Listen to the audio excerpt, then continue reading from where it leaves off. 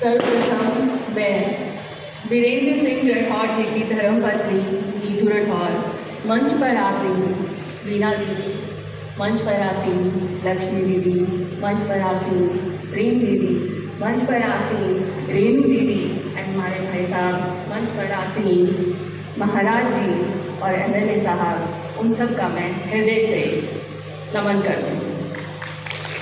और आप सब भाइयों को और खासकर अपनी बहनों को जो अनंत प्यार मुझ पर लुटा रहे हैं आजकल, उसके लिए मैं धन्यवाद करती हूँ और आप सबका अभिनंदन करती हूँ।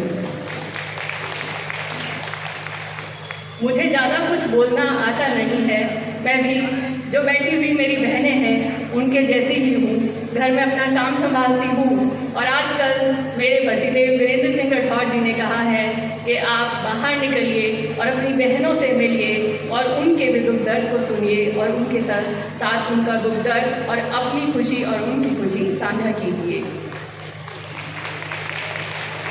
ये तालियां ही बता रही हैं कि वो मुझसे कितना स्नेह करती हैं, कितना प्यार मुझ पर लुटाती हैं। जिसके घर में जाती हूँ अनंत प्यार और स्नेह मुझे मिलता है, और जो आनंद मिलता है वो ही भागवत गीता कहती है, उसी आनंद को हम हर किसी में ढूंढते हैं। उसी गीता का ज्ञान हमें समझाता है कि आनंद जो आत्मा को प्रफुल्लित कर दे और धर्म वो जो आत्मा को तृप्त कर दे, कोई भी धर्म इससे ऊपर नहीं। माननीय भ्राता हरविंदर कल्याण जी से मैं नम्र अनुरोध कर रही हूँ कि अपनी शुभकामनाएं हम सभी के समक्ष रखेंगे। ओम शांति, ओम शांति। आप सभी को मैं गीता जयंती के उपलक्ष्य में बहुत बहुत बधाई और शुभकामनाएं देता हूँ।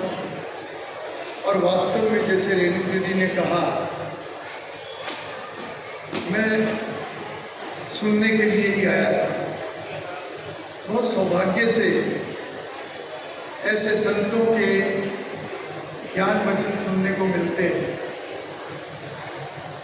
और आज इस मौके पर हमने वीणा दीदी, लक्ष्मी दीदी, स्वामी परमानंद जी, उन सबके आशीर्वाद वचन हमें मिले। और साथ ही हमारी आदरणीय नीतू राठौर जी ने अभी अपना वक्तव्य हम सबके बीच में रखा। माताएं बहनें केवल 2 मिनट के लिए बैठ जाएं, कोई भी शोर नहीं करें, केवल 2 मिनट के लिए आप सभी अपने अपने स्थान पर बैठ जाएं। और बहुत अच्छा लगा, क्योंकि ये असलियत है कि गीता कोई साधारण ग्रंथ नहीं है। इस ग्रंथ में हर व्यक्ति की हर समस्या का समाधान है।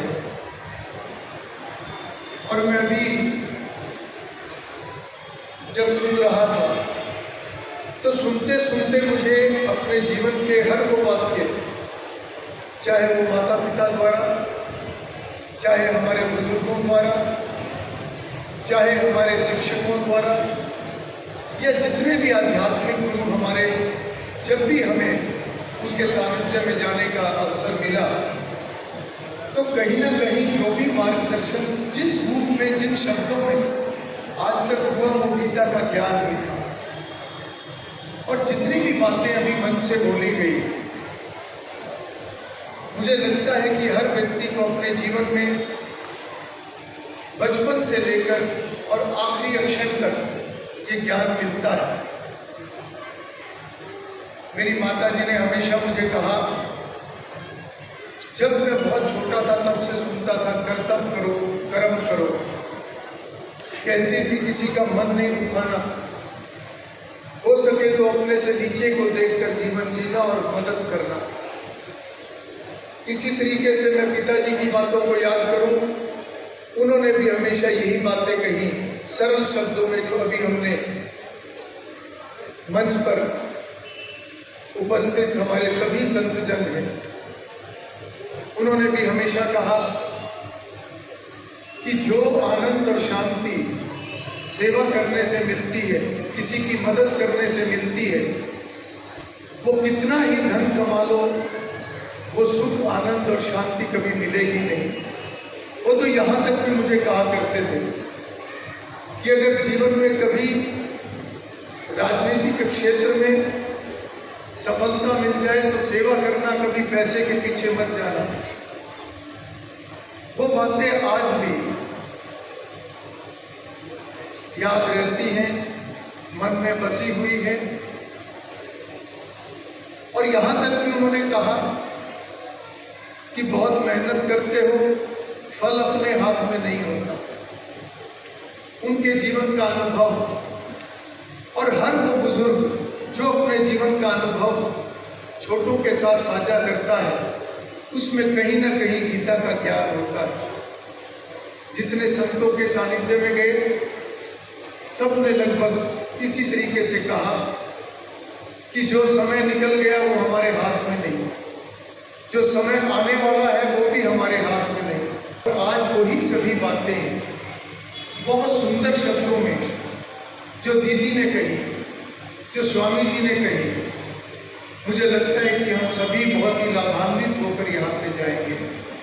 महात्मा गांधी ने एक बार कहा था, हमारे राष्ट्रपिता, उन्होंने कहा था कि मैं अपना जीवन गीता के वातावरण में जीता हूँ।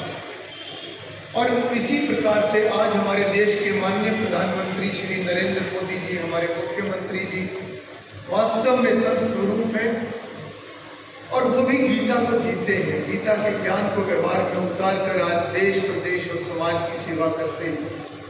मैं तो केवल इतनी बात कहकर अपने मंतव्य को खत्म करूंगा कि दीदी ने बहुत अच्छी बात कही, हम गीता को मानते हैं या गीता की मानते हैं। वास्तव में हमारा अधिकार क्षेत्र हमारा कर्म है, फल हमारे अधिकार क्षेत्र में नहीं है, मगर कर्म हम छोड़ नहीं सकते। कर्म किस भाव से करें, वो असली बात। और मुझे लगता है कि हम अच्छे तरीके से, अच्छी सोच के साथ अगर कर्म को करें तो हम अपने जीवन में बहुत कुछ कर सकते हैं। दिक्कत तब होती है जब उस कर्म के फल को हम पहले खुद तय कर लेते हैं कि हम ये कर्म करेंगे और ये इसका फल मुझे मिलेगा। जब हम फल को खुद तय कर लेते हैं तब वो कर्म का ना कोई औचित्य रहता और ना ही हमारा कोई जीवन रहता। मैं इतना ही कहकर अपनी बात को समाप्त करूंगा कि हम सब गीता का ज्ञान ना केवल अपने दिमाग में बल्कि अपने व्यवहार में उतार कर अपने जीवन में अपना कर्म करें। आज के सुंदर कार्यक्रम के लिए प्रेम दीदी को, रेणु दीदी को और ब्रह्म कुमारी ईश्वरीय विश्वविद्यालय की पूरी टीम को मैं बहुत बहुत बधाई और शुभकामनाएं देता हूं। और मुझे बार बार आने का मौका मिलता है, बार बार आप मुझे लाभान्वित करते हो, मैं विशेष रूप से आपका आभार व्यक्त करता हूं। ओम शांति। आदरणीय प्रेम दीदी जी भी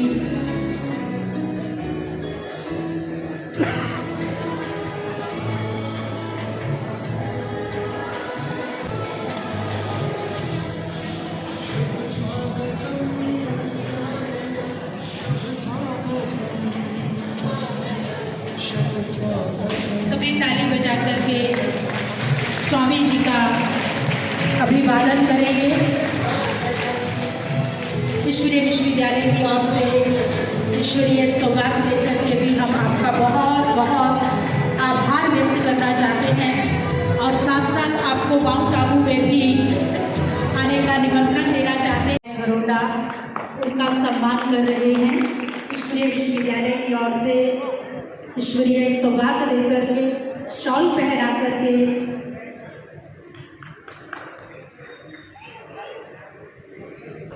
आदरणीय दीदियों के हाथों से आपको पहनाई जा रही है।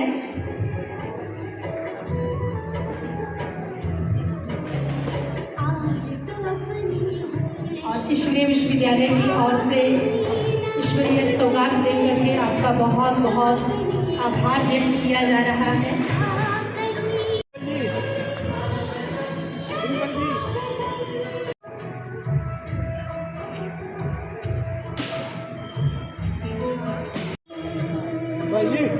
हम हम सभी अंत में शॉल पहना करके उनका सम्मान करेंगे।